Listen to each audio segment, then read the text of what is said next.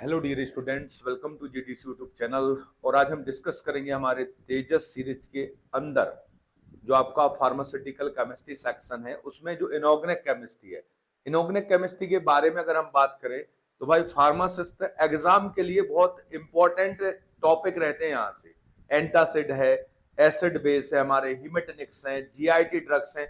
और मुश्किल से अगर देखा जाए इनऑर्गेनिक केमिस्ट्री को बच्चे पढ़ लेना तो पता चला एक बड़े से बड़े सब्जेक्ट के बराबर क्वेश्चन यहाँ से आ जाते हैं। और छोटा सा है, यहाँ ज्यादा नहीं, 8-10 घंटे की पढ़ाई होती है केवल इनऑर्गेनिक केमिस्ट्री के लिए। आप इनऑर्गेनिक में देखें ना तो थोड़ा सा आईपी का इंफॉर्मेशन, कि आईपी का एडिशन कब आया, यूएसपी, एक्स्ट्रा फार्माकोपिया, ठीक है, ये सब चीजें पूछते हैं। ठीक है, इसके अलावा वो पूछेंगे आपसे भाई एसिड बेस क्या होते हैं, उनकी थ्योरीज पूछ सकते हैं। बफर का क्वेश्चन आ जाता है, आपको वो पूछ सकते हैं, बफर है, ठीक है, बफर के एग्जाम्पल्स आपसे पूछे जा सकते हैं। इसके अलावा एंटासिड्स हैं हमारे, एंटासिड्स पे देखते हैं आप कितना क्वेश्चंस आते हैं, सिस्टमिक, नॉन सिस्टमिक एंटासिड्स, ठीक है ना। इसके अलावा आपसे बेसिकली आपका रेडियो एक्टिविटी है, इसमें वहां से क्वेश्चन बन जाता है। आपके जो इनऑर्गेनिक मॉलिक्यूल्स होते हैं जो कहीं ना कहीं यूज हो रहे हैं, barium sulphate, x ray contrast media है, ठीक है, आपका एंटासिड है, हमारे लिथियम कार्बोनेट एंटीमैनिक होता है। तो ये जो टॉपिक है बेटा बहुत मतलब इंपॉर्टेंट सब्जेक्ट है, इसको अच्छे से पढ़ लेंगे आप इनऑर्गेनिक केमिस्ट्री के लिए। ठीक है, इसको मैं पूरे यहाँ पे जो आज हमारे टॉपिक रहने वाले हैं बेसिकली इंट्रोडक्शन है, ठीक है, यहाँ पे एसिड बेस रहेगा हमारा, हीमेटनिक्स रहने वाला है, जीआईटी ड्रग्स रहेंगे, एंटासिड्स रहेंगे। तो इन टॉपिक्स को तो मैं पूरा कवर कर ही दूंगा। ठीक है, भले नाम ऑब्जेक्टिव है, नाम तेजस सीरीज है, ये तेजस के साथ क्या है, यहाँ पे अपन क्या चला रहे हैं, जो वंदे भारत भी चला रहे हैं। अपन जानते हैं ना वंदे भारत भी चलने लगी है, तो तेजस के साथ क्या चलेगी अब, वंदे भारत। मतलब अपन थ्योरी को भी कवर करेंगे। ओके, तो स्टार्ट करते हैं, यहां से देखते हैं अपन क्या क्या हमारे क्वेश्चंस रहने वाले हैं। सबसे पहला क्वेश्चन है लिमिट टेस्ट। सबसे पहली चीज, लिमिट क्या होती है, कोई को लिमिट को चेक करना, भाई हमको कितना सुनाई देता है, लिमिट चेक करना।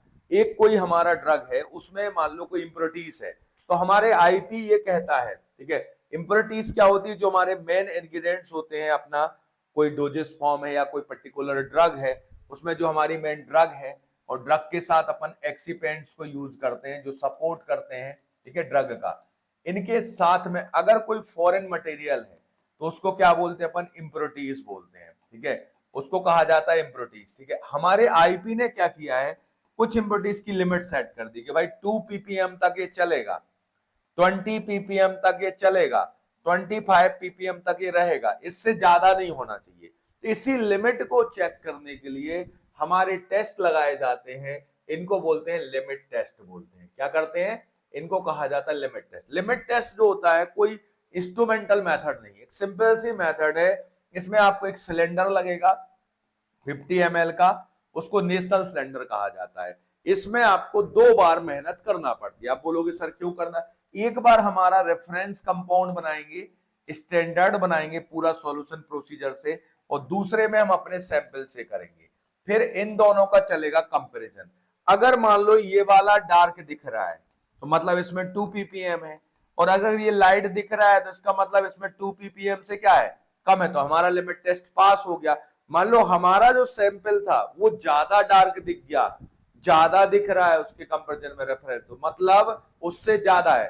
तो लिमिट टेस्ट हमें एकदम क्वांटिटी तो नहीं बता पाता, हाँ ये बता सकता है कि ये आपका लिमिट टेस्ट लिमिट ज्यादा है या कम, तो इसलिए इसको कहा जाता है सेमी क्वांटिटेटिव नेचर बोलते हैं अपन इसको। ठीक है, एकदम क्वांटिटेटिव नहीं बोल सकते आप कि भाई पूरी क्वांटिटी थोड़ी बताएगा, ये बता सकता है कि उस लिमिट से कम है, ज्यादा नहीं है। ठीक है, तो यहां पर देखो ये लिमिट टेस्ट जो होते हैं बेसिकली, हमारे जो लिमिट टेस्ट हैं, एक क्लोराइड आयन का ज्यादातर एग्जाम में पूछते हैं, सल्फेट का पूछते हैं आपसे, आयरन का लिमिट टेस्ट पूछते हैं, लेड का पूछते हैं, आर्सेनिक का पूछते हैं। ये 5 पॉइंट है, इन पे आपको क्वेश्चन आएगा। क्या क्या क्वेश्चन बनते हैं, देखो रिएजेंट का नाम पूछते हैं कि भाई अगर क्लोराइड का लिमिट टेस्ट करना है तो अपन को सिल्वर नाइट्रेट चाहिए, AgNO3 चाहिए आपको। ठीक है, अगर सल्फेट का लिमिट टेस्ट करना है भाई तो बेरियम क्लोराइड चाहिए आपको। ठीक है, आयरन का लिमिट टेस्ट करना है तो थायोग्लाइकोलिक एसिड चाहिए हमें। ठीक है, थायोग्लाइकोलिक एसिड। अगर लेड का लिमिट टेस्ट करना है तो डाइथीजोन चाहिए आपको। ठीक है, तो ये इस तरीके से हमारे होते हैं। आर्सेनिक का लिमिट टेस्ट करना है, मर्क्यूरी क्लोराइड का पेपर रहता है, इसके एक apparatus चलता है, उसको गिडजेट apparatus बोलते हैं। ये सभी लिमिट टेस्ट हमारे नेशनल सिलेंडर में हो जाते हैं। लेकिन आर्सेनिक का लिमिट टेस्ट होता है इसमें आर्सीन गैस के फॉर्म में। वो आर्सीन गैस के लिए क्लोज्ड वेसल्स की जरूरत पड़ती है, उसका नाम चलता है गुडजेट एपरेटस। उसको क्या बोलते हैं अपन? गुडजेट एपरेटस बोलते हैं। तो यही पूछते रहते हैं एग्जाम में, गुडजेट टेस्ट किसके लिए लगाया जाता है। तो इतने ज्यादातर क्वेश्चंस यहां से बनते हैं। अब देखिए क्लोराइड का लिमिट टेस्ट है, कौन सा रिएजेंट यूज करोगे। देखो क्लोराइड का लिमिट टेस्ट है भाई ये हमारा, मान लो NaCl के फॉर्म में है ये। इसमें अपन ने AgNO3 का रिएक्शन कराया, किसकी प्रेजेंस में साहब? ये आपका जो प्रेजेंस रहता है ये एसिडिक कंडीशन में होगा, ठीक है। एसिडिक कंडीशन में हमारा यहाँ पर HNO3 रहता है। ये देखो NO3 है, NO3, ठीक है। ये पूछते हैं नाइट्रिक एसिड की प्रेजेंस में होता है। यहाँ पर क्या होता है हमारा AgCl का क्या बनता है? ओपलेसेंस बनेगा। इसी का हम कंपेरिजन करेंगे ऐसे ही हमारे रेफरेंस से, ठीक है। ओपलेसेंस अगर हमारा लाइट हुआ तो हमारा लिमिट टेस्ट क्या होगा? पास हो जाएगा। तो इसमें पूछा है क्लोराइड का लिमिट टेस्ट है रिएजेंट एडिड फॉर प्रेसिपिटेशन। देखो इसमें बच्चे गलती करते हैं। आपसे क्या पूछा है, ध्यान से देखो क्वेश्चन में, रिएजेंट एडिड, रिएजेंट पूछा। कई बार क्वेश्चन में पूछते हैं प्रेसिपिटेट काहे का बनेगा, मतलब प्रोडक्ट पूछेंगे आपसे। तो AgCl इज द प्रोडक्ट, ठीक है। Reagent is AgNO3 lunar caustic, ठीक है। और किसके प्रेजेंस में? नाइट्रिक एसिड के प्रेजेंस में। इतने क्वेश्चन आपको क्लोराइड के लिमिट सेट से आ सकते हैं। इसका कंपैरिजन हम पता किससे करेंगे? जो हमारी रेफरेंस प्रोसीजर है उससे एक अपन रेफरेंस बनाएंगे और इन दोनों का कंपैरिजन करेंगे। तो इसमें आपसे रिएजेंट पूछा है क्लोराइड के लिए, तो सोडियम क्लोराइड तो भैया हमारा प्रभु सैंपल है। क्या है? सैंपल है भैया, घर का नमक, table salt. Silver nitrate AgNO3 ये बॉस है भैया, रिएजेंट है, यही काम करा रहे हैं, इनको अच्छे से लेके आना सम्मान पूर्वक, रिएजेंट, ठीक है। सोडियम नाइट्राइड, ये सोडियम नाइट्रेट तो भाई NaNO3 जो है यहां इसका कोई फिटअप नहीं हो रहा है, ठीक है। सिल्वर क्लोराइड ये हमारा प्रोडक्ट है, इसका प्रेसिपिटेट बनता है। तो आंसर क्या होगा हमारा? ए आंसर, इसका जो आंसर है बी आंसर अपना सिल्वर नाइट्रेट बिल्कुल सही होगा, ठीक है। ध्यान रखना इसको अच्छे से। रिएक्शन को देख लीजिए आप एक बार, ठीक है। अगर हमारा स्टैंडर्ड से ज्यादा दिख रहा है ओपलेसेंस तो फेल हो जाता है टेस्ट, ठीक है। ओपलेसेंस हमारा, ओपलेसेंस मतलब धुंधलापन, क्या होना चाहिए? अपने सैंपल का अपने स्टैंडर्ड से, हमारे आइडियल से क्या होना चाहिए? कम होना चाहिए, ठीक है। तो ये देखिए आप, ये क्लोराइड है, ये AgNO3 है, ये HNO3 की प्रेजेंस में AgCl बना है, इसका अपन को कंपैरिजन करना है। नेक्स्ट क्वेश्चन है, अब ये लुईस थ्योरी आ गई भैया। लुईस थ्योरी जो होती है अपने एसिड और बेस की, ये describe the acidity and alkalinity on the basis of, किसका एक्सचेंज चलता है भाई? देखो इसमें सबसे पहले हमारे आर्रेनियस भाई आए, आर्रेनियस आए, इन्होंने हमें ज्ञान दिया। क्या ज्ञान दिया इन्होंने पूरी दुनिया को? कि भाई जो वाटर में जाने के बाद प्रोटॉन रिलीज करेगा, एक्वस सॉल्वेंट में डिसॉल्व करने पे प्रोटॉन रिलीज करेगा, उसको एसिडिटी कहते हैं, एसिड कहते हैं, ठीक है। और जो एक्वस सॉल्वेंट में आपका हाइड्रोक्साइड आयन रिलीज करेगा उसको बेस कहते हैं।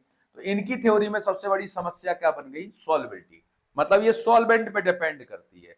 आपका एक्वस सॉल्वेंट में जब डिसॉल्व करोगे तब जो प्रोटॉन रिलीज करेगा, ठीक है। डिसोसिएशन थ्योरी भी कहते हैं इसको, डिसोसिएशन होता है प्रोटॉन OH।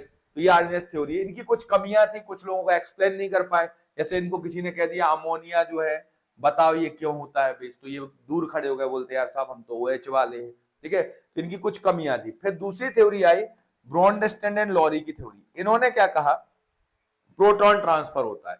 इन्होंने कहा प्रोटॉन ट्रांसफर होता है, जो प्रोटॉन को डोनेट करता है, जो प्रोटोजेनिक है, जो प्रोटॉन को डोनेट करता है वो एसिड है, जो प्रोटॉन को एक्सेप्ट करता है प्रोटोफिलिक है, जो प्रोटॉन को एक्सेप्ट करता है प्रोटोफिलिक है, वो हमारा क्या होगा? बेस होगा। फिर आए हमारे लुईस भाई। लुईस ने कहा कि देखो भाई, आप लोग की कहानियों को मैं नहीं मानता, मैं इलेक्ट्रॉन पेयर की बात करता हूं। जो इलेक्ट्रॉन पेयर को डोनेट करेगा वो हमारा बेस होगा, जो इलेक्ट्रॉन पेयर को एक्सेप्ट करेगा वो एसिड होगा।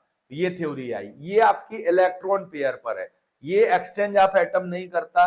एक्सचेंज ऑफ प्रोटॉन किस में होता है? ब्रॉन्डस्टैंड एंड लॉरी थ्योरी में होता है। एक्सचेंज ऑफ मॉलिक्यूल नहीं होता, इसमें एक्सचेंज ऑफ इलेक्ट्रॉन होता है। हमारा डी आंसर एकदम सही होगा। इसका आंसर क्या सही होगा? डी आंसर अपना एकदम सही माना जाएगा। हमारा डी आंसर परफेक्टली क्या हो जाएगा? करेक्ट हो जाएगा, ठीक है।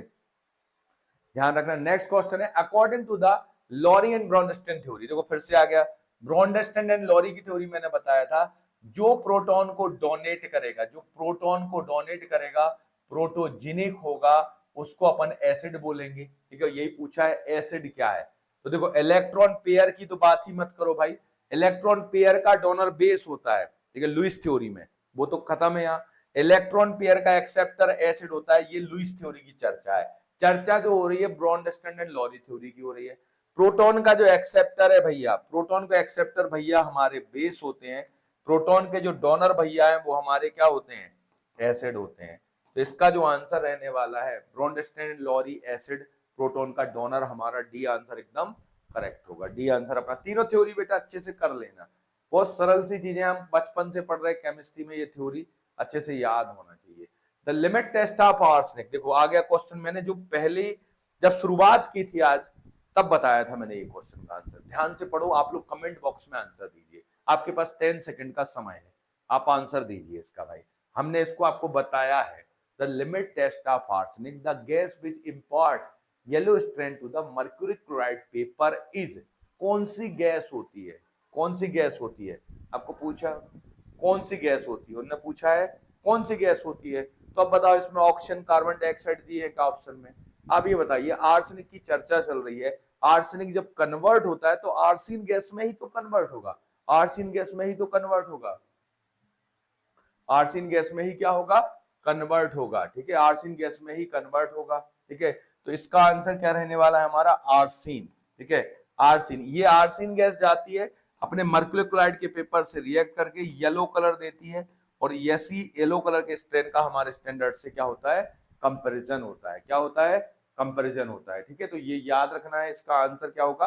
यहाँ पे ये थोड़ी सी गड़बड़ है, बी है, सी है, डी है, अपना आंसर ये वाला सही होगा, arsine gas is the right answer. देखो इसमें एक और चीज बहुत इंपॉर्टेंट है, आर्सेनिक का जो लिमिट टेस्ट होता है इसमें एक स्पेशल एपरेटस लगता है, उसको कौन सा एपरेटस बोलते हैं, गुडजेट एपरेटस बोलते हैं उसको, क्या बोलते हैं अपन, गुडजेट एपरेटस कहलाता है। वो कौन सा एपरेटस कहलाता है, गुडजेट एपरेटस कहलाता है। वो कौन सा एपरेटस कहलाता है, गुडजेट एपरेटस। ठीक है, उसको कहते हैं अपन गुडजेट एपरेटस कहते हैं, उसको कहते हैं अपन गुडजेट एपरेटस। ठीक है, तो ध्यान रखना, इसको कहा जाता है गुडजेट एपरेटस। ये दिख रहा है आपको, ये है पूरा।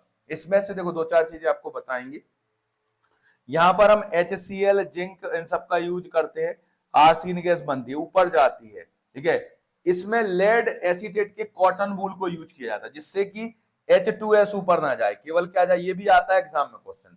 लेड एसीटेट के कॉटन वूल का क्या यूज होता है, लेड एसीटेट का कॉटन वूल ऊपर अपना H2S को नहीं जाने दे, ये मर्क्यूरी क्लोराइड पेपर से हमारी आर्सेनिक रिएक्ट करती है, येलो कलर का स्टेन आ जाता है। तो ये गुडजेट एपरेटस को थोड़ा सा ध्यान रखेंगे, गुडजेट एपरेटस इंपॉर्टेंट है। ठीक है, नेक्स्ट क्वेश्चन है यहाँ पर, chemical name of the Fe2O3, Fe2O3 का केमिकल नेम क्या है भाई, अपन को नहीं पता क्या केमिकल नेम है, आपने बचपन में पढ़ा होगा Fe2O3, ओवरऑल इस पर अगर चार्ज देखो तो क्या है, जीरो है कि नहीं।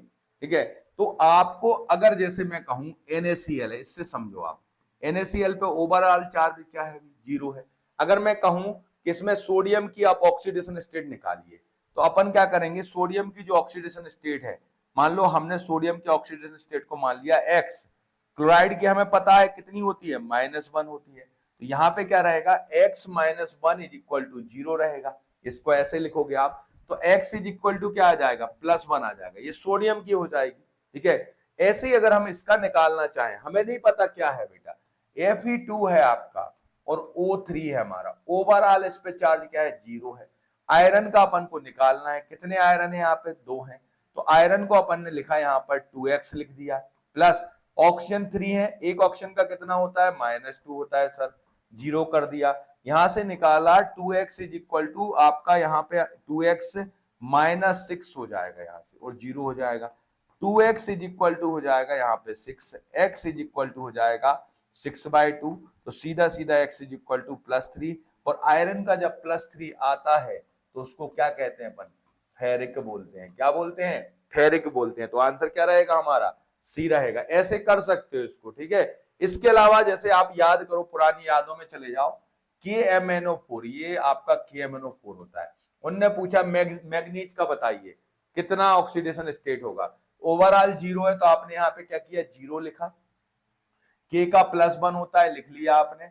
यहाँ पे मैग्नीज का आपने X माना, ऑप्शन कितने हैं, 4 है, एक पे -2 है, इसको सॉल्व किया, 1 + x - 8 आया आपका 0 हो गया, यहां से x = हो गया आपका, यहां से आप इसको और भी सॉल्व कर लीजिए, x - 7 = 0, तो x हो जाएगा +7, तो ये आपका आंसर हो जाएगा इसका। तो इस तरीके से इसको आसानी से कर सकते थे, आपको फार्मूला याद करने की जरूरत नहीं है, ठीक है। तो इसका आंसर क्या होगा, सी आंसर हमारा एकदम सही होगा, ठीक है, याद रखना है इसको। नेक्स्ट क्वेश्चन है, म्यूरेटिक एसिड, बहुत आता है, split of salt, muriatic acid किसको कहा जाता है, ये बताइए भाई, किसको कहते हैं अपन, ठीक है। तो देखो सल्फ्यूरिक एसिड की अगर हम बात करते हैं, सल्फ्यूरिक एसिड जो है, ठीक है, या नाइट्रिक एसिड है, फास्फोरस है, ये नहीं, इसमें आपका HCl, इसको अपन गैस्ट्रिक एसिड भी बोलते हैं। सल्फ्यूरिक एसिड को कहा जाता है ऑयल ऑफ विट्रॉल कहते हैं, ठीक है, उसको ऑयल ऑफ विट्रॉल कहते हैं, इसको अपन गैस्ट्रिक एसिड भी बोलते हैं, इसको म्यूरेटिक एसिड भी बोलते हैं, इसको स्प्लिट ऑफ सॉल्ट भी बोलते हैं, ठीक है, ये सब नाम हम बोले जाते हैं, ठीक है। नेक्स्ट क्वेश्चन है, chemical formula of hypophosphorous acid, hypophosphorous acid का केमिकल फार्मूला ये होता है H4P2, H4 आपका P2 और O6 होता है, कई बार अपन 2 से इसको डिवाइड कर दे तो बन जाता है H2PO3। तो कुछ बच्चे बोलते हैं सर ये वाला फार्मूला सही नहीं है, ये सही है, बेटा दोनों फार्मूले में जो रेशो है वो तो यही चल रहा है ना आपका, यहाँ पे होल ट्वाइस लगा रहता है, तो ये आपका हाइपोफॉस्फोरस एसिड है, ठीक है। अगर हम आपकी बात करें तो ये इसका बी आंसर हमारा एकदम सही होगा, ठीक है, हाइपोफॉस्फोरस एसिड का बी ऑप्शन अपना एकदम सही है। देख सकते हैं यहाँ पर हाइपोफॉस्फोरस एसिड जो मिनरल होता है, ठीक है, फास्फोरस के ऑक्सीडेशन से बनाया जाता है, ठीक है, इसमें ऑक्सीजन स्टेट कितनी होती है, +4 होती है। केमिकल फार्मूला क्या होता है, H4P2O6 होता है। आप निकाल सकते हो बेटा, देखो अपन 4 कर दो, हाइड्रोजन का +1 होता है, इसका 2x लिख दो, यहाँ पर ऑक्सीजन का कितना होता है, -2 × 6 कर दीजिए और यहाँ पे 0 कर दो, ये हो जाएगा 4 + 2x - आपका 12 हो जाएगा 0, यहां से हो जाएगा 2x - 8 = 0, 2x = 8 होगा, x = 8/2 हो जाएगा, तो +4 आ जाएगा, +4 रहती है बेटा ऑक्सीजन स्टेट। देखिए ये इसका फार्मूला है, आपको इसको बनाने याद करना बहुत सरल है, 4 2 6 याद कर लो आप, तो ठीक है, H2H4P2O6 रहता है। ऑक्सीजन स्टेट कितनी रहती है हमारी, +4 रहती है। इस तरीके से इसको आराम से आप मतलब आराम से याद कर सकते हो, कोई दिक्कत नहीं आएगी, आप आराम से इसको क्या कर लोगे, याद कर लोगे, ठीक है, ये याद रखना है अच्छे से। नेक्स्ट क्वेश्चन की ओर चलते हैं यहाँ से, the limit test of iron depend upon the interaction of, देखो पहला क्वेश्चन पहली बार मैंने डिस्कस किया आपको, पहला क्वेश्चन पहली बार मैंने आपको डिस्कस किया और उसमें देखो आपको बताया मैंने, जो लिमिट टेस्ट बताए थे आपको, उन लिमिट टेस्ट में से एक क्वेश्चन फिर आ गया यहाँ पर कि भाई आयरन के लिमिट टेस्ट में रिएजेंट कौन होता है, barium sulphate is the reagent, नहीं भैया बेरियम सल्फेट रिएजेंट नहीं होता, बेरियम क्लोराइड रिएजेंट होता है हमारा, ठीक है, और सल्फेट से रिएक्ट करके बेरियम सल्फेट प्रोडक्ट बनता है, ये किसके लिमिट टेस्ट में, सल्फेट के, ठीक है। डाइफिनाइल थायोकार्बाजोन बेटा ये लेड के लिमिट टेस्ट में यूज होता है बेटा, ठीक है। थायोग्लाइकोलिक एसिड जो होता है आयरन के लिमिट टेस्ट में यूज होता है। मर्क्यूरिक क्लोराइड बेटा आर्सेनिक के लिमिट टेस्ट में यूज होता है, ये आर्सेनिक में यूज होता है। हमें क्वेश्चन में देख लेना है क्या पूछ रहे हैं, आयरन भैया का पूछा है, आयरन भैया का थायोग्लाइकोलिक एसिड हमारा आंसर होगा, थायोग्लाइकोलिक एसिड अपना एकदम सही आंसर रहेगा। तो इसका जो आंसर होगा हमारा क्या होने वाला है भाई, सी। देखो अपन को ऐसा डिस्कशन मुझे नहीं करना है बेटा कि आपको क्या किया हमने, क्वेश्चन बताया, आंसर बता दिया, बाकी ऑप्शंस को मेरा ये मोटिव ही है कि ये जो है ना अपनी क्लास है, इनऑर्गेनिक का क्लास चल रहा है। देखिए आयरन के लिमिट टेस्ट में क्या होता है, यहाँ पर फेरिक फॉर्म अगर रहेगा उस पर अपन थायोग्लाइकोलिक एसिड से रिएक्ट करता है, वो रिड्यूस होकर फेरस फॉर्म बन जाता है। फेरस फॉर्म की अगर हम बात करें, फेरस फॉर्म ही हमारा भैया हीमोग्लोबिन में रहता है, फेरस फॉर्म ही हमारा एब्जॉर्ब होता है, और जब आयरन की पॉइजनिंग होती है तो डैश फेरोक्सामिन भी फेरस फॉर्म से ही रिएक्ट करता है। फेरिक फॉर्म अगर बनता है तो वो हमारे आयरन का स्टोरेज फॉर्म होता है, ठीक है। अगर फेरिक फॉर्म बनता है तो उसको मीथ हीमोग्लोबिनिया बोलते हैं। जो ऑर्गेनिक नाइट्रेट ड्रग होती है उनका एडवर्स इफेक्ट होता है, या साइनाइड की पॉइजनिंग में जो हम सोडियम नाइट्राइड देते हैं तो वो भी फेरिक फॉर्म ही बनाता है, मीथ हीमोग्लोबिनिया कॉज करता है, ठीक है। ये आयरन के बारे में डिस्कशन हुआ। ये फेरस फॉर्म फिर थायोग्लाइकोलिक एसिड से रिएक्ट करता है साइट्रिक एसिड की प्रेजेंस में, वो साइट्रिक एसिड का रोल यहाँ पे क्या रहता है, अमोनिया के साथ प्रेसिपिटेट नहीं होने देता, ये भी पूछ लेते हैं। तो ये आयरन जो रहता है पूरा का पूरा हमारा थायोग्लाइकोलिक एसिड से ही प्रेसिपिटेट होता है, ठीक है। तो ये फेरस ग्लाइकोलेट बनता है, इसका पर्पल कलर का कॉम्प्लेक्स बनता है। ना तो आपको स्ट्रक्चर याद करना है बेटा या कुछ याद करना है, नाम याद करना है आपको, केवल नाम याद आपको पूरे होना चाहिए, ठीक है। नेक्स्ट क्वेश्चन है, बहुत ही इजी क्वेश्चन है, which of the following dye जो होता है अपने लिटमस पेपर के जैसे काम करती है। लिटमस पेपर जानते हो कि नहीं भाई, एसिड है तो भैया क्या हो जाता है लिटमस पेपर कलर, जल्दी से कमेंट करो। बेस रहता है तो ब्लू, एसिड है तो रेड, ठीक है। तो ये एजोलिटमिन जो है, लिटमिन देखो लिटमस से बना है, एजोलिटमिन डाई बिल्कुल लिटमस के जैसा बिहेव करती है। एजोलिटमिन जो है अपने लिटमस के जैसा बिहेव करती है, ठीक है। एजोलिटमिन जो होता है बिल्कुल लिटमस के जैसा बिहेव करता है, तो एजोलिटमिन को ध्यान रखना है अच्छे से। इसके अलावा एजोलिटमिन जो है हमारा लिटमस, ये एक और डाई होती है लिटमस के जैसा काम करती है, ओरसीन भी होती है। ओरसीन और एजोलिटमिन दो डाई हैं जो लिटमस पेपर के जैसे क्या करती हैं, वर्क करती हैं, ठीक है। नेक्स्ट क्वेश्चन है, which among the following use as a systemic acidifier. Systemic का मतलब जानते हो बेटा, ब्लड में जाने के बाद।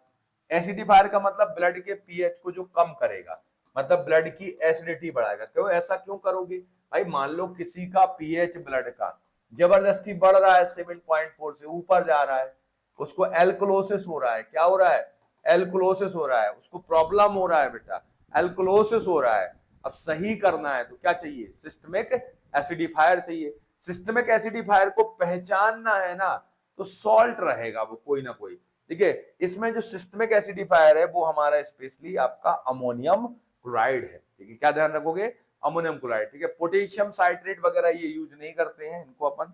इसका जो आंसर है सीधा सीधा हमारा अमोनियम क्लोराइड होता है, ठीक है। अमोनियम क्लोराइड हमारा सिस्टमिक एसिडिफायर होता है। जैसे सिस्टमिक एल्कलाइजर जब पूछेगा कोई, सिस्टमिक एंटासिड पूछेगा बेटा, तो सोडियम बाइकार्बोनेट को अपन बोलते हैं सोडियम बाइकार्बोनेट, हॉस्पिटल वाले बोलते हैं। नर्सिंग रहते हैं ना हॉस्पिटल में, नर्स वगैरह रहते हैं, उनसे पूछो कि भैया, तो वो शॉर्ट में बोलते हैं सोडा बाइकार्बोनेट, सोडा बाई बोलते हैं वो। तो सोडियम बाइकार्बोनेट हमारा क्या होता है, सिस्टमिक एल्कलाइजर होता है। अगर किसी को एसिडिटी हो जाती है, स्टमक में नहीं, स्टमक के लिए तो एंटासिड चलता है अपना जो एब्जॉर्ब नहीं होता। ब्लड में अगर आपकी एसिडिटी है, मतलब पीएच नीचे जा रहा है, तो उसके लिए फिर सिस्टमिक अल्कलाइजर, सिस्टमिक एंटासिड देते हैं। उसमें बेसिकली हमारा जो यूज होता है सबसे commonly sodium bicarbonate, potassium citrate भी करते हैं, बट मेन वही है आपका, ठीक है।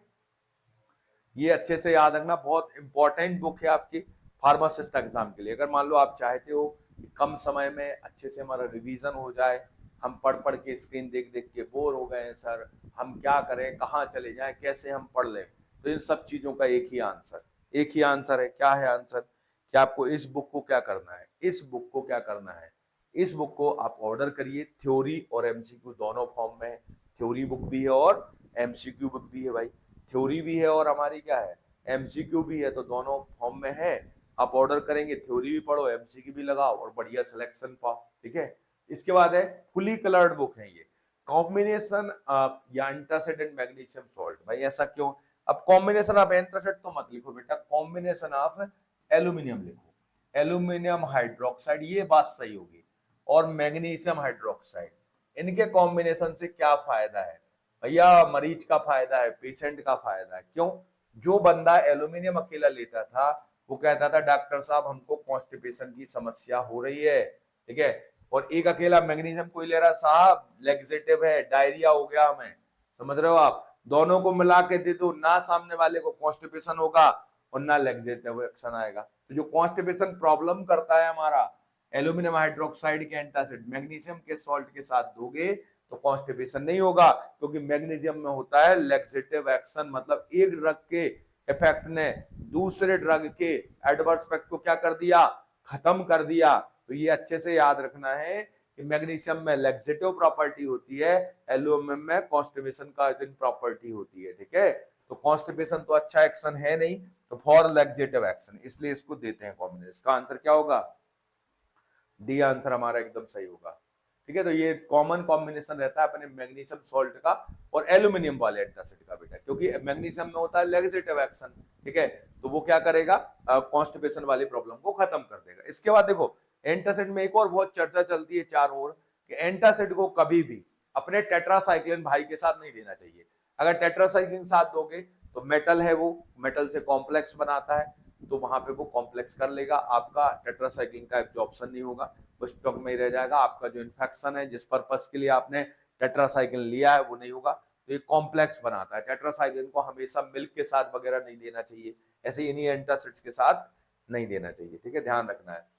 Find out the given structure, ये जिसका भी स्ट्रक्चर है, हमें नहीं पता किसका स्ट्रक्चर है, हमें नहीं पता है, ना हमें पता करना है, हमें पता भी नहीं करना भाई, हमें अपना नंबर चाहिए, आंसर चाहिए। हमें क्या करना, स्ट्रक्चर सर एक दो होते हैं, इतने सारे होते हैं सर, कैसे याद करें? अरे मत करो ना याद भाई, इसको देखो जरा, यहाँ इसमें क्या है ये तो जानते हो सर, ये तो सर आयरन बंधु है, आयरन भाई बैठा हुआ है, तो सोडियम भाई को तो निपटा दो यहाँ से, ये तो होंगे नहीं कभी, ये भी अलग कर दो यहाँ से। अब फेरस सल्फेट नहीं जानते क्या यार? सल्फेट को तो जानते हो बच्चा आप, ये होता है, ये आयरन होता है, ये भी चला गया बेचारा, ये भी निकल लिया फिल्म से, अब बचा क्या बताइए? ये है ferrous fumarate is the right answer. बताइए आप, ये क्वेश्चन टफ था? ये क्वेश्चन टफ ही नहीं था, लेकिन पता चला हम इस क्वेश्चन को गलत लगा बैठे। मतलब आप कैंसिल तो करो बेटा, आंसर ऑटोमेटिक आता है, एकदम से हथियार मत डाल दिया करो एग्जाम में, ठीक है? आप थोड़ा सा दिमाग लगा लो, बन जाएगी चीज।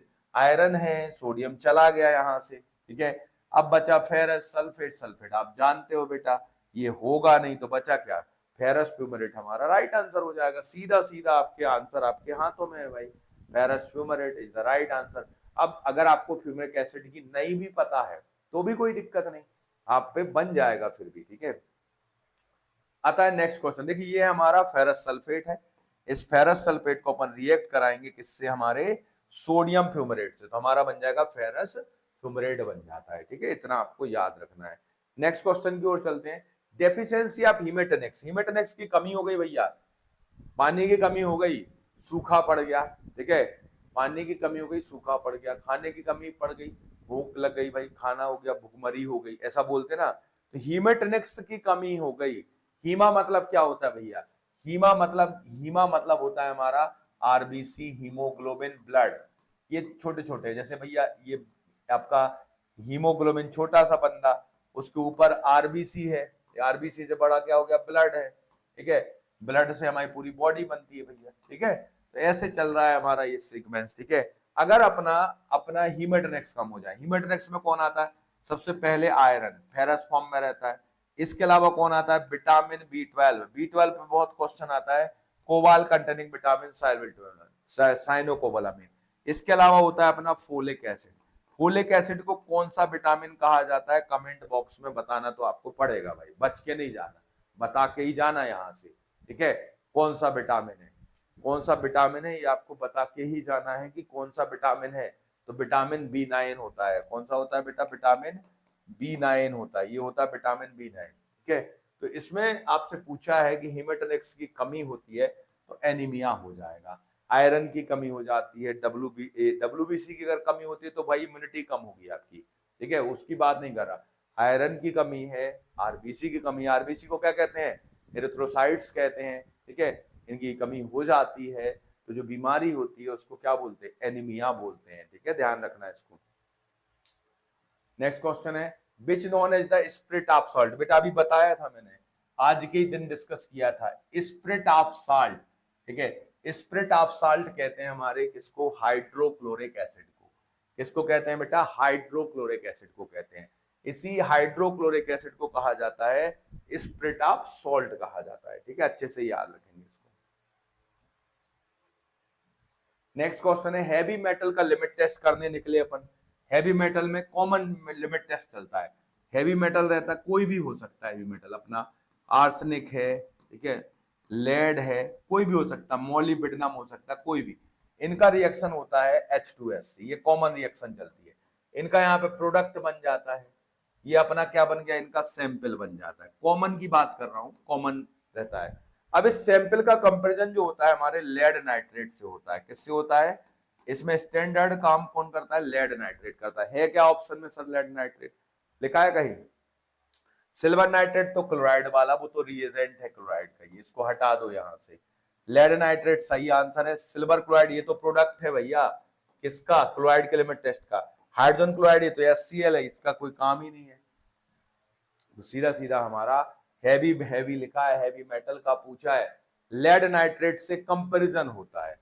रिएजेंट क्या होता है हैवी मेटल का, अगर कॉमन टेस्ट का रिएजेंट पूछा जाता है तो आंसर क्या लगाओगे, H2S। मेटल सल्फाइड बनता है, यहाँ पे जो भी मेटल रहेगा उस मेटल का क्या बनेगा, सल्फाइड बनेगा। और उस मेटल सल्फाइड का क्या किया जाएगा, कंपैरिजन किया जाएगा। उस मेटल सल्फाइड का क्या किया जाएगा, कंपैरिजन किया जाएगा। मेटल सल्फाइड का क्या किया जाएगा, कंपैरिजन किया जाएगा। ठीक है, किससे, लेड नाइट्रेट से। कंपैरिजन किससे होगा, लेड नाइट्रेट से होगा, कंपैरिजन होगा लेड नाइट्रेट से। ये ध्यान रखना है आपको। ठीक है, ये देखिए आप कॉमन चलता है इसमें कि जब हैवी मेटल रहती है हमारी तो उसमें आपकी जो भी मेटेलिक इम्प्योरिटीज रहती है, हाइड्रोजन सल्फाइड से उनका रिएक्शन करते हैं एसिडिक मीडियम में। ठीक है, और जो आपका रहता है उसका कंपैरिजन किससे होता है, लेड नाइट्रेट से। एक और क्वेश्चन, हमारे हैवी मेटल की लिमिट जो आईपी ने सेट की है 20 ppm, ये भी पूछते हैं एग्जाम में। जो हैवी मेटल है उसकी लिमिट आईपी ने सेट की है, कितनी होती है, 20 ppm होती है। कितनी होती है, 20 ppm, not more than 20 ppm, 20 ppm not more than the 20 ppm। तो ये भी थोड़ा सा याद रखना, हैवी मेटल का लिमिट आपसे पूछ सकते हैं। ठीक है, नेक्स्ट क्वेश्चन है, find out the chemical formula of the ferrous ascorbate. फिर वही समस्या आ गई केमिकल फार्मूला बताना है फेरस एस्कॉर्बिट का। देखो पहले तो अपन बात करेंगे फेरस क्या है। फेरस हमारा आयरन का फॉर्म है। एस्कॉर्बेट क्या है, एस्कॉर्बिक एसिड विटामिन सी, ये एंटीऑक्सीडेंट भी होता है, इसको रिड्यूसिंग एजेंट भी बोलते हैं। आपने सुना होगा कि अगर कोई आयरन की टेबलेट लेता है और वो अगर खट्टी चीजों के साथ खाता है तो आयरन के जीआईटी इफेक्ट नहीं होते, साइड इफेक्ट नहीं होते आयरन के। क्यों आयरन के साइड इफेक्ट नहीं होते, क्योंकि आयरन का अच्छे से एब्जॉर्प्शन हो जाता है फेरस फॉर्म में। तो फेरस एस्कॉर्बेट आता है हमारा, आयरन की टेबलेट रहती है, आयरन प्लस एस्कॉर्बिक एसिड होता है उसमें। तो इसमें आपसे पूछ रहे हैं क्या होगा। देखो अमोनियम तो होगा नहीं बेटा कभी आंसर, ये हो नहीं सकता आंसर, ये हो नहीं सकता। बचा क्या, बी आंसर हमारा सही है, बी आंसर एकदम सही है। ठीक है, इसका बी आंसर हमारा एकदम सही होगा। इसका जो सही आंसर होगा क्या होगा भाई, बी हमारा एकदम सही माना जाएगा। आप इसमें देख सकते हो फेरस एस्कॉर्बिट आपसे पूछा गया था, फेरस एस्कॉर्बिट में आपको सीधा सीधा था, ए वाला तो होगा नहीं, ए वाले में क्या है आपका अमोनियम है, ए वाले में क्या है भाई, ए वाले में जो है हमारा अमोनियम है, तो ये तो होगा नहीं आंसर, की हो जाएगा। आप बताइए ए हो सकता है क्या, नहीं होगा कभी।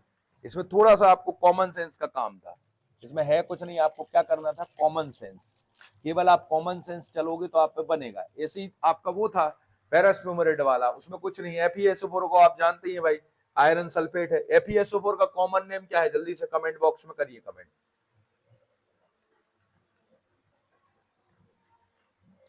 FeSO4 का कॉमन नेम बताइए, क्या होता है कॉमन नेम, FeSO4 का कॉमन नेम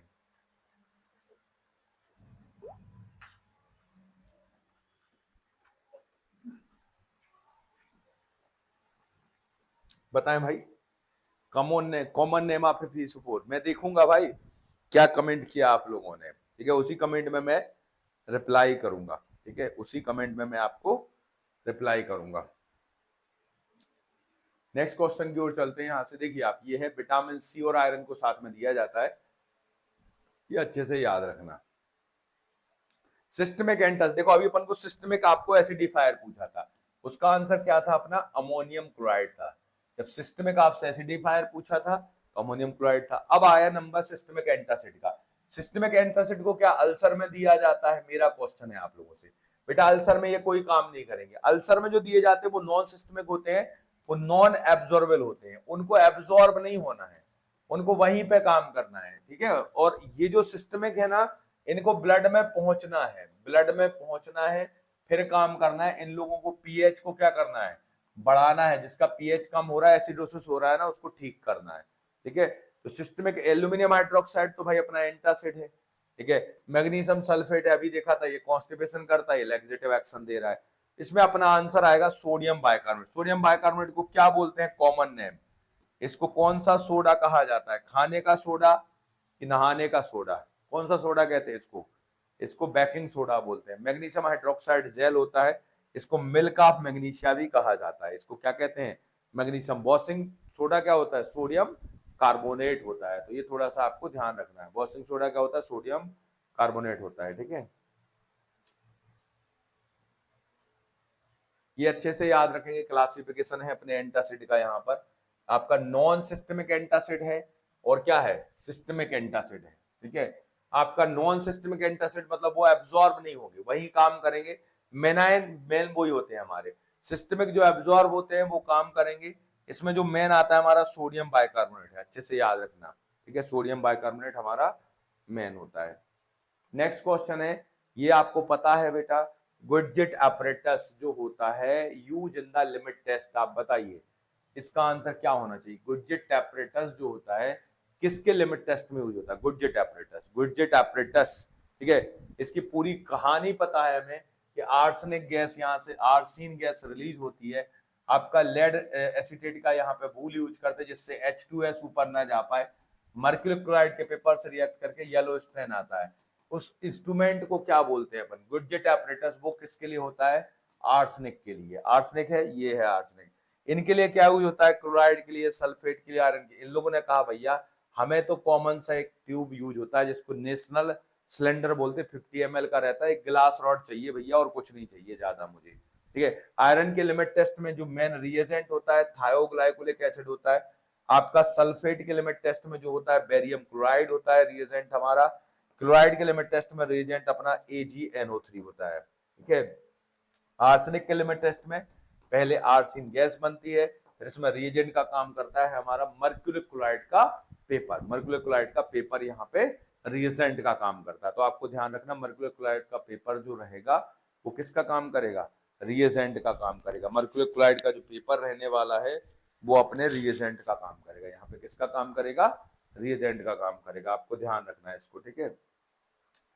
ये देखिए आप गुडजेट apparatus है, इसको ध्यान से देख सकते हैं आप। यहाँ पर ये जो लिमिट टेस्ट होता है आर्सेनिक का, रिएक्शन होती है आर्सेनिक गैस विद द हाइड्रोनाइड to yellow stain of the mercury chloride paper in presence of the potassium iodide, ठीक है। जो आपकी इंटेंसिटी रहेगी उसका हम कंपैरिजन कर लेते हैं। ये गुडजेट apparatus आपको आर्सेनिक में यूज होता है। FeSO4 जो होता है ये क्या है बताइए? अब ये भी कोई बात है? अभी पूछा है आप लोगों ने, कमेंट किया कि नहीं किया बेटा? FeSO4 जो है हमारा, इसका कॉमन नेम मैंने आपसे पूछा है और वो मैं आपको बताऊंगा नहीं, वो आपको कमेंट में ही लिखना पड़ेगा। FeSO4 का कॉमन नेम क्या है? FeSO4 जो क्या है भाई, ये फेरस सल्फेट है। ये आप सल्फेट पर -2 होता है बेटा, तो आयरन पे कितना होगा? +2 होगा। तो ये क्या होगा? फेरस सल्फेट होगा। क्या होगा? फेरस होगा हमारा ए आंसर। ये तो हो ही नहीं सकता, ये हो नहीं सकता, ये हो नहीं सकता, ये हो नहीं सकता। दिख रहा है आपको सीधा सीधा, ठीक है। अगर फेरिक सल्फेट लिखा होता तो थोड़ा दमदारी आ जाती, लेकिन कहां से आ जाएगी दमदारी जब लिखा ही नहीं उसमें कहीं, ठीक है। तो FeSO4 है तो सीधा सीधा हमारा ये फेरस सल्फेट ही होगा, ठीक है। ये देखिए आप फेरस सल्फेट है। ये क्यों पढ़ रहे हैं अपन ये फेरस सल्फेट? क्या जरूरत पड़ जाती है हम लोगों को इसकी? अरे भैया आयरन की गोलियां हैं, आयरन की टैबलेट आती है। आपकी जो प्रेगनेंसी रहती है, किशोरी बालिकाएं रहती है, चिल्ड्रंस रहते हैं, बच्चों को आयरन के सिरप दिया जाता है, ठीक है। और गवर्नमेंट इसके लिए पूरा प्रोग्राम चलाती है। उस प्रोग्राम को कहा जाता है बिप्स। क्या कहते हैं? कि बिप्स प्रोग्राम किसके लिए चलाया जाता है? जैसे एग्जाम में पूछा गया, बिप्स जो होता है किसके लिए चलता है? बिप्स का फुल फॉर्म पता क्या होता है? Weekly weekly iron folic acid supplement. ये स्कूलों में दिया जाता है। जो हमारे प्राइमरी सेक्शन के बच्चे होते हैं उनको आती है पिंक कलर का टैबलेट, ठीक है।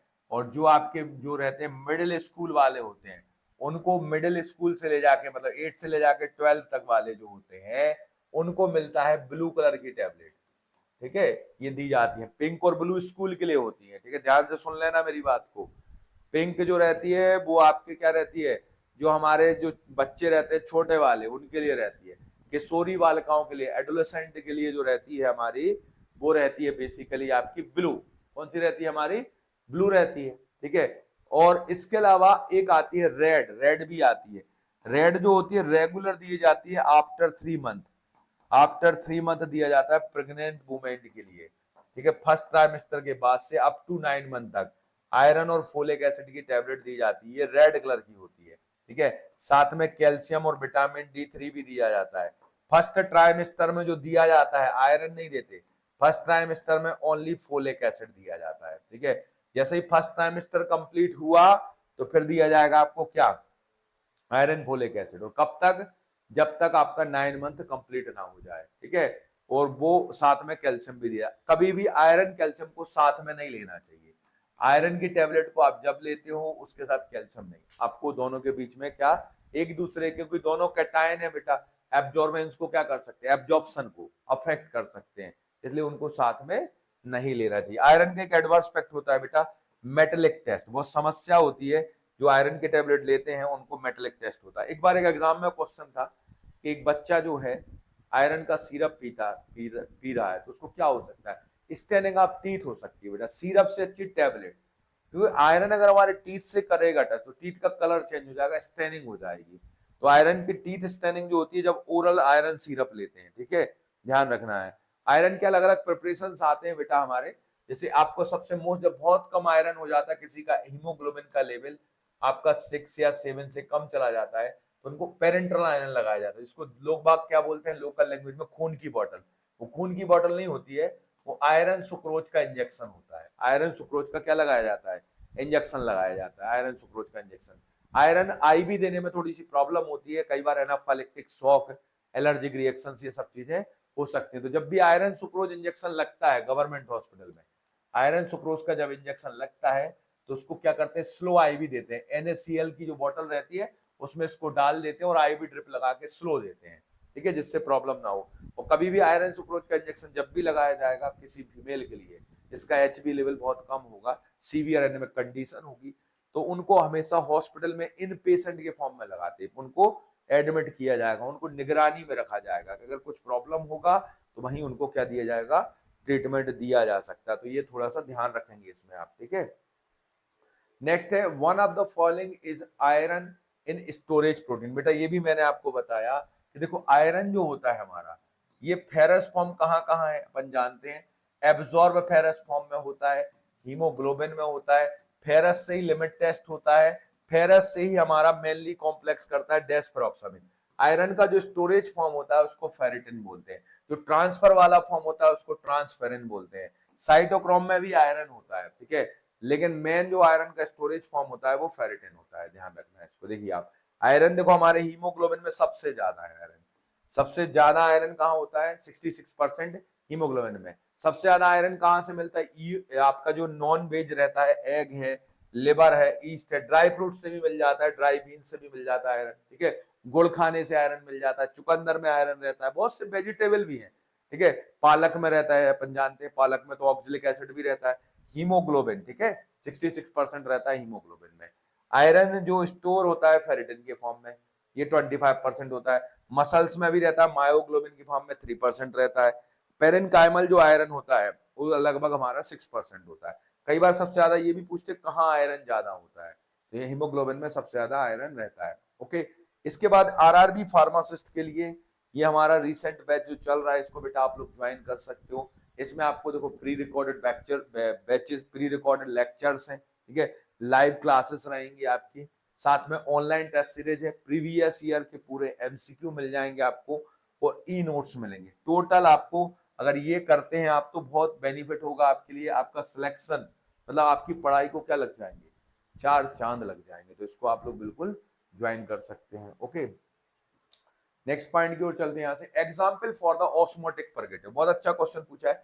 परगेटिव मतलब ऐसे ड्रग्स जो होते हैं स्ट्रॉन्ग एक्शन रखते हैं, वाटरी स्टूल पास कराएंगे सीधा, जो फॉर्म्ड कराते हैं उनको बल्क लेक्सेटिव बोलते हैं, ठीक है।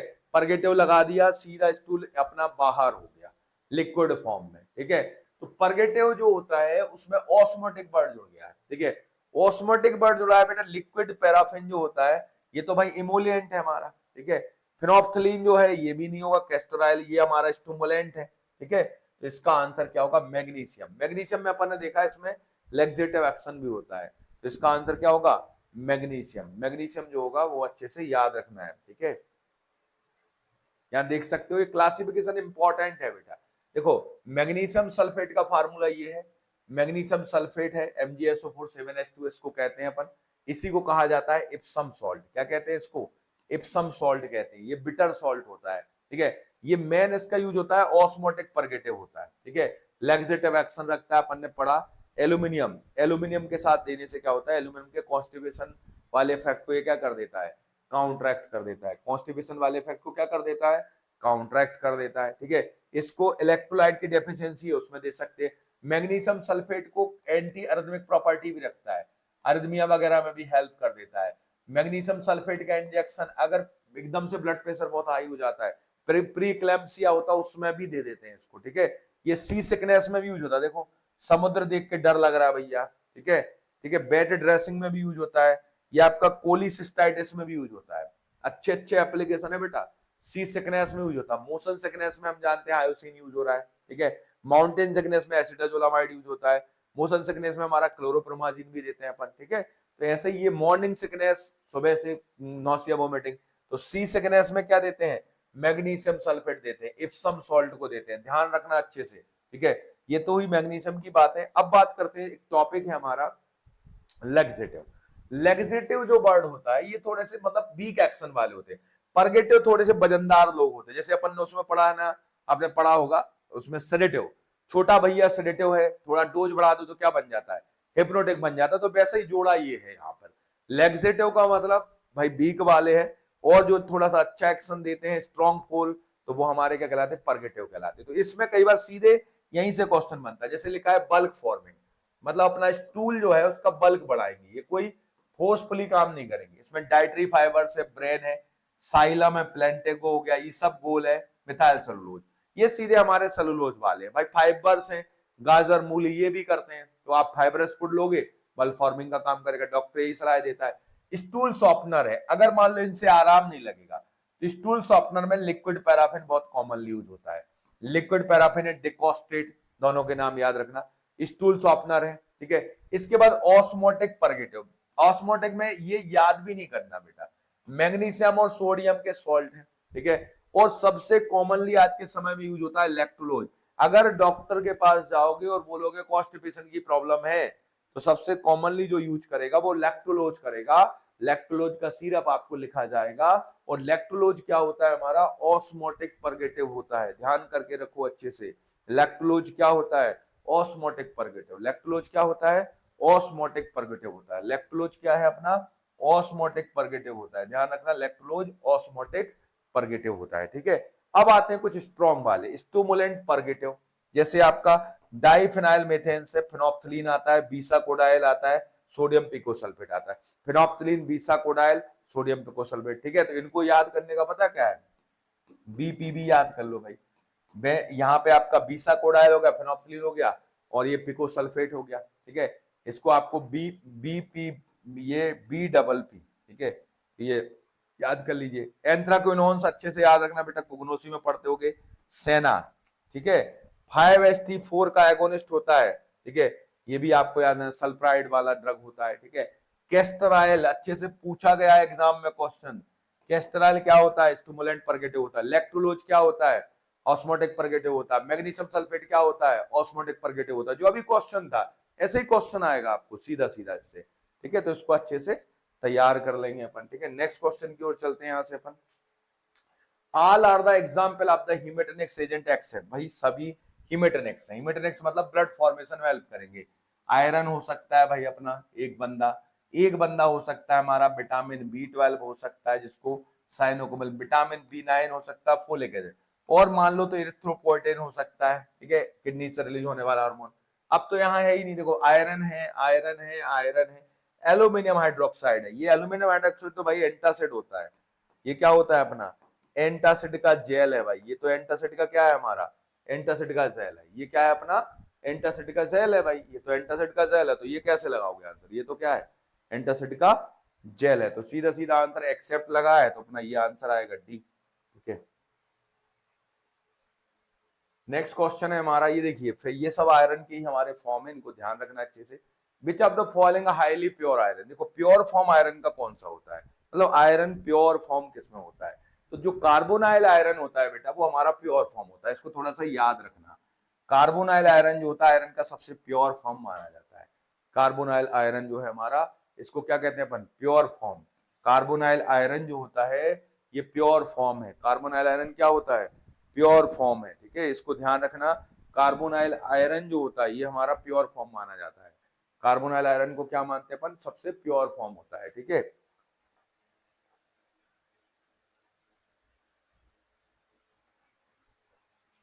कार्बोनाइल आयरन हमारा प्योर माना जाता है, सबसे प्योर होता है ये, ठीक है, कार्बोनाइल आयरन। इसके बाद देखिए यहाँ पे नेक्स्ट जो है हमारा, ये सबसे प्योर फॉर्म होता है, CFeO कहलाता है हमारा, ठीक है, ध्यान रखना हाईली प्योर होता है। नेक्स्ट क्वेश्चन है हमारा यहाँ पर, आपका क्वेश्चन नंबर 24 है, which one is use a protective in GIT. GIT में अल्सर हो जाते हैं स्टमक में, यहाँ पर भाई स्टमक में यहाँ पे अल्सर हो गए, अल्सर ठीक करना है आपके पास ऑप्शन है कि भाई आप HCl के रिलीज को कम करा दो, एंटी सिक्रेटरी ड्रग दे दो, एंटी अल्सर ड्रग, ठीक है, या अपन अल्सर को प्रोटेक्ट करा सकते हैं, ठीक है।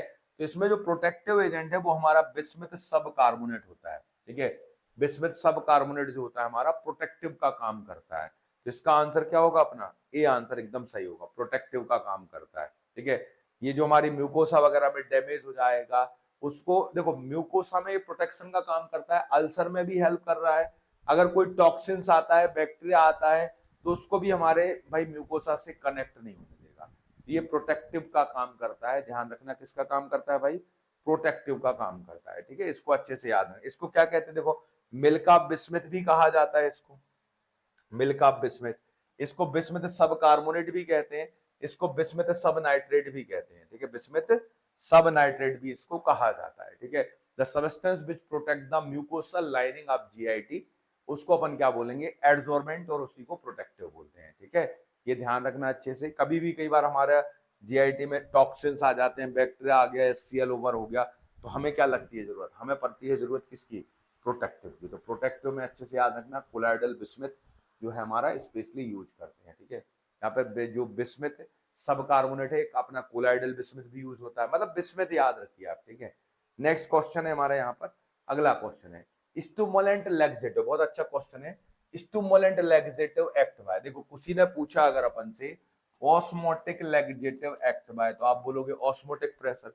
स्टिमुलेंट लैक्सेटिव में जैसे हमारा वही आपने देखा है, कैस्टराइल है हमारा, सेना है, ठीक है, फेनोप्थलीन है, ये सब कैसे काम करते हैं, local irritation of the intestinal tract, bulk stimulating, बस देखो बल्क वाले तो बल्क फॉर्मिंग है, ये तो होगा नहीं, ऑस्मोटिक वाला ऑस्मोटिक वाले काम करेंगे, आल हो नहीं सकता भाई, तो बचा क्या, ए। ये क्या करते हैं, हमारा जो कोलोन है, रेक्टम है, उसको स्टिमुलेट, इरिटेशन करते हैं, इरिटेशन करते हैं तो परसिस्टेंस एक्टिविटी एकदम बाहर बढ़ जाती है, स्पीड अप होती है, तो जो स्टूल होता है वो पास हो जाता है। तो आंसर क्या होगा, ए आंसर हमारा एकदम इसका सही है, ठीक है, ए आंसर है। देखो स्टिमुलेंट ड्रग्स जो होती हैं ये केमिकल होते हैं, लोकल इरिटेशन करते हैं इंटेस्टाइनल ट्रैक्ट पे, स्टिमुलेशन हो जाता है, परसिस्टेंस एक्टिविटी बढ़ जाती है, ठीक है, सीधे इंटेस्टाइन पे काम करते हैं, ठीक है। इन्हें क्या बोलते हैं, स्टिमुलेंट, जैसे सेना है हमारा, रूबार्ब है, कैस्केरा, पोडोफाइलम, कैस्टराइल, एलोई, ये सब आपके क्या है, स्टिमुलेंट होते हैं। तो इनके नाम अच्छे से याद रखना, कई बार पूछ सकते हैं स्टिमुलेंट के नाम, तो स्टिमुलेंट के नाम याद रखना है, ठीक है। आगे बात करते हैं 26 से, यहाँ पे लिखा है बर्नेट सिंड्रोम। देखो सिंड्रोम की बात करें, अपन सब जानते हैं भैया जो मेन सिंड्रोम है, रेस सिंड्रोम आप सबको पता है एस्प्रिन से है, ठीक है। फेनकॉनी सिंड्रोम जो होता है एक्सपायरी डेट के टेट्रासाइक्लिन से होता है। ब्लू बेबी जो आपका ग्रे बेबी सिंड्रोम जो होता है वो आप सबको पता होगा बेटा, क्लोरमफेनिकोल से होता है, ठीक है। आपका स्टीफन जॉनसन सिंड्रोम जो होता है हाइपर सेंसिटिविटी होती है, सल्फोनामाइड से होता है। तो ये सिंड्रोम पे कई बार क्वेश्चन पूछते हैं। टर्नर सिंड्रोम आप जानते होगे जेनेटिक डिफेक्ट होता है, क्लाइनफिल्टर सिंड्रोम जानते होगे जेनेटिक डिफेक्ट होता है। अब यहाँ पर है आपका बर्नेट सिंड्रोम है, ठीक है, बर्नेट सिंड्रोम है, ठीक है। तो जो सिंड्रोम मैंने बात की उनको एक बार ध्यान से आप लोग लिखेंगे, ठीक है। सबसे पहले अगर मैं बात करूं अपना यहाँ पे जो सबसे मेन है, कई बार आया रेस सिंड्रोम होता है, R/S रेस सिंड्रोम कहलाता है, वो किसका होता है, एस्प्रिन का होता है, ठीक है। इसके बाद उन्होंने पूछा आपका ग्रे बेबी सिंड्रोम, ठीक है, ये होता है क्लोरमफेनिकोल का। फिर उन्होंने कहा स्टीफन जॉनसन सिंड्रोम, ये किसका होता है, Stephen Johnson syndrome, hyper sensitivity में आता है, सल्फोनामाइड का मान सकते हो। इसके अलावा पूछा उन्होंने फेनकॉनी सिंड्रोम, फेनकॉनी सिंड्रोम जो होता है एक्सपायरी डेट का अगर आपने टेट्रासाइक्लिन यूज किया है तो होगा, एक्सपायरी डेट का टेट्रासाइक्लिन यूज किया है तो क्या होगा, फेनकॉनी सिंड्रोम हो जाए। अब यहाँ क्वेश्चन में है बर्नेट सिंड्रोम, ठीक है, with the prolong use of, इसको अगर अपन कैल्शियम वाले एंटासिड को ज्यादा यूज करते हैं तो हो जाता है हमें बर्नेट सिंड्रोम हो जाता है। अगर अपन कैल्शियम वाले एंटासिड को ज्यादा यूज करते हैं तो कौन सा सिंड्रोम हो जाता है, बर्नेट सिंड्रोम हो जाता है, अगर हम कैल्शियम वाले एंटासिड को ज्यादा यूज करते हैं। ठीक है, तो ये ध्यान रखना अच्छे से। ठीक है, बर्नेट सिंड्रोम जो होता है इसको ध्यान से पढ़ लीजिए। देखो इसी को कहते हैं मिल्क एल्कली सिंड्रोम है, consist of the hypercalcemia, various degree of renal failure, metabolic alkalosis भी हो सकता है, लार्ज अमाउंट ऑफ कैल्शियम। ठीक है, अगर हम अपना कैल्शियम ज्यादा ले लेते, कोई मान लो बहुत ज्यादा कैल्शियम खा रहा है तो उसको क्या होगा, मिल्क एल्कली सिंड्रोम होगा। बर्नेट सिंड्रोम जो होता है chronic irreversible condition in which the band आपका केरेटोपैथी और other metastatic calcification become commonly seen, मतलब हमारे यहाँ कैल्शियम डिपॉजिट होने लगता है इरिवर्सिबली। ठीक है, मोस्ट कॉमन सिम्टम इसका क्या होता है, एनोरेक्सिया, डिजीनेस, हेडेक, कंफ्यूजन, साइकोसिस, ड्राई माउथ। ये ठीक है, ये आपको अच्छे से याद रखना। ठीक है, तो ये आपको याद रखना। प्रूनिटस होता है, पायरिया वियर कॉमन है, बर्नेट सिंड्रोम। ठीक है, ये आपको ध्यान रखना, एक उसके मतलब टाइप है हमारे। ठीक है, हाइपर कैल्सियमिया जो है सबसे बड़ा रीजन देखा गया है इसका। ठीक है, तो ये जो हमारा मिल्क अल्कली जो आपका सिंड्रोम है, बर्नेट सिंड्रोम है, कैल्शियम से ज्यादा होता है। यहाँ पे पूछा है बेटा अपन से कि antacid must have the total neutralising capacity, acid neutralising capacity कितनी होना चाहिए, एसिड न्यूट्रलाइजिंग कैपेसिटी एंटासिड की कितने होना चाहिए, मतलब कितना एसिड को ये न्यूट्रलाइज कर सकता है, वो कहलाता है। देखो इसमें रहता है हमारा 5 मिली equivalent of HCl dose unit, उसका जो यूनिट डोज है वो अगर 5 मिली इक्विवेलेंट HCl को न्यूट्रलाइज कर देता है तो उसी को कहते हैं acid neutralising capacity of the antacid. इसमें याद रखना हमारे एंटासिड का यूनिट डोज किसको न्यूट्रलाइज कर दे, 5 मिली इक्विवेलेंट HCl को न्यूट्रलाइज कर दे, वो क्या कहलाता है, हमारा एसिड न्यूट्रलाइजिंग कैपेसिटी कहलाता है। तो इसको ध्यान रखेंगे। देखो यहाँ पे acid neutralising capacity, every antacid must have the total neutralising capacity at least 5 milli equivalent of the HCl और डोज यूनिट, उसका यूनिट डोज इतना तो करना ही चाहिए। Acid neutralising capacity measure the ability water to neutralise the acid. ठीक है, फिर अपन इससे अपन चेक करते हैं किसका, इसी के हेल्प से हम अपने एंटासिड का पावर चेक करते हैं। ठीक है, कि भाई इसकी कितनी कैपेसिटी है।